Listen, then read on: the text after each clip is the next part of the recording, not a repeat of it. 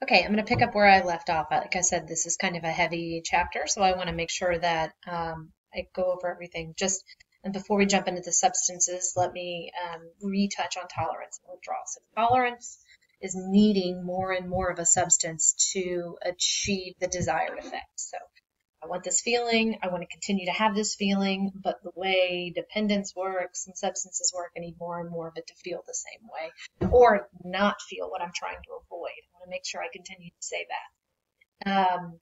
And then, excuse me, and then withdrawal, uh, it's the physical or psychological symptoms that appear when the substance is removed, abruptly removed. If you taper off of something appropriately, usually with the help of a physician or someone managing your medication, then you don't have that abrupt truncation of a medication, so you don't have as much withdrawal. But if you stop a substance quickly, then you do have a withdrawal. And again, the withdrawal is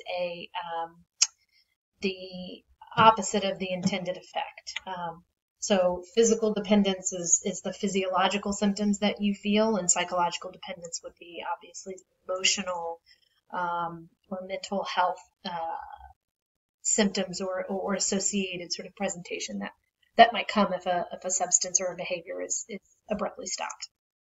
So when we talk about substances of addiction, the categories are depressants, stimulants, depressants, things that make us feel down, lower our sort of central nervous system, maybe lower our feelings too. Stimulants make us feel higher, make us feel up, increase our respiration and bodily functions. Cannabinoids, most people just kind of think pot. Hallucinogens, so LSD or Molly or things that alter our perception. And then, of course, opioids. And opioids is certainly the epidemic that we are in right now. It's important to note that different generations have different substance epidemics or addiction epidemics. If we think, going back, we had an opioid epidemic, in the 1800s. People were using opiates pretty regularly, and there was quite a big problem with people being addicted to heroin and morphine, and so progressing. In the 50s, there was depressants, and we'll get into that in just a second. But depressants were a big problem in the 50s, and then we move into the 60s, and the 60s was LSD, and really actually that would probably be polysubstance use generation because people were doing anything. And then we move in the 70s and 80s, and we're talking about cocaine. PCP started to sort of come about. 90s, we're still talking about PCP, but we're also talking about, I think I skipped the 80s, crack. Let me go back so I don't have to re-record this. So what did I say? 60s and 70s were experimenting with everything. 80s was cocaine. 90s were moving into crack. 2000s we had club drugs or sedative hypnotics. And then also now we're moving into the opioid epidemic. Sorry if I confused you. I kind of got my generations.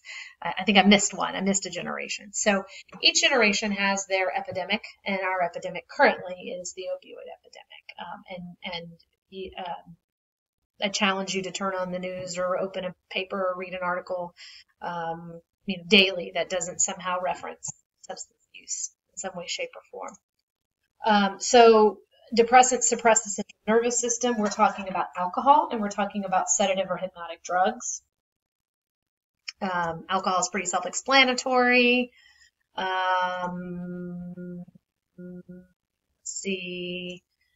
Alcohol is mood altering within 20 minutes. That's something important for you to know. Another thing that you need to know is alcohol is the only substance that affects every single organ in your body. So other substances don't affect every organ. Alcohol affects every organ. So it's pretty terrible, pretty bad. Then sedative hypnotic drugs, we're talking about benzos, so diazepam or Xanax or Valium, barbiturates, phenobarbital. This is what in the 50s a lot of women were dying from an overdose from barbiturates. And then non-barbiturates would be Rohypnol or Quaalude. Let's see. Sort of jumping around opioids. When we talk about opioids, obviously we're talking about morphine, heroin. Morphine is the sort of derivative whenever it's when opium is addictive, or when it becomes sort of potent, it's morphine. And then we have heroin, and then methadone and buprenorphine are heroin-esque. Opiate-esque, but not really. We'll get into that when we talk about Medicaid-assisted treatment. It does some different things. And then Oxy, Roxy, those types of meds. Opioids, they produce a long-lasting euphoria, blissful state. People call Dr. Mate had a client tell him it's like having a warm hug. Other people have described it as like sort of a sexual experience or an orgasmic experience. But it really ties into that reward pathway. This feels good. I need to do this again. Stimulants, tobacco. Yes. Tobacco. Tobacco. This is in this category. Amphetamines, Ritalin, so amphetamine-like type medication, and then of course cocaine.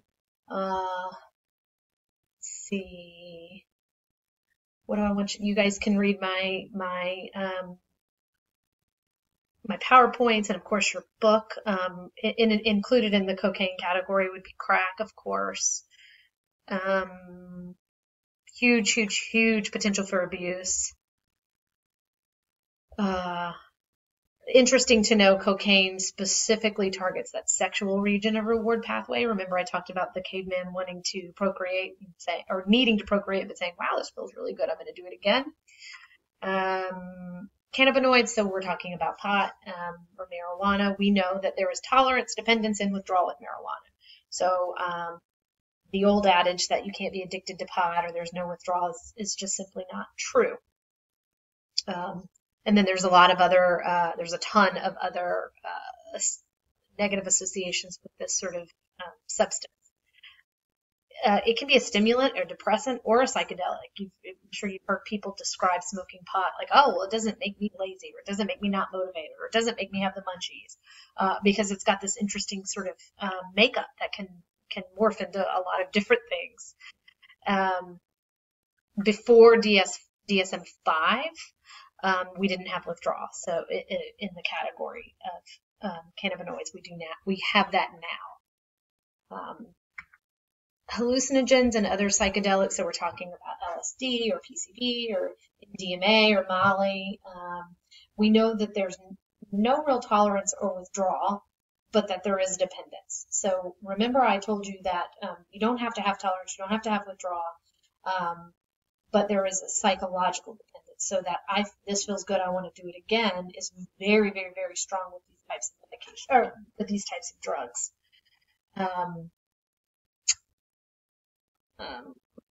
What do I want to touch on?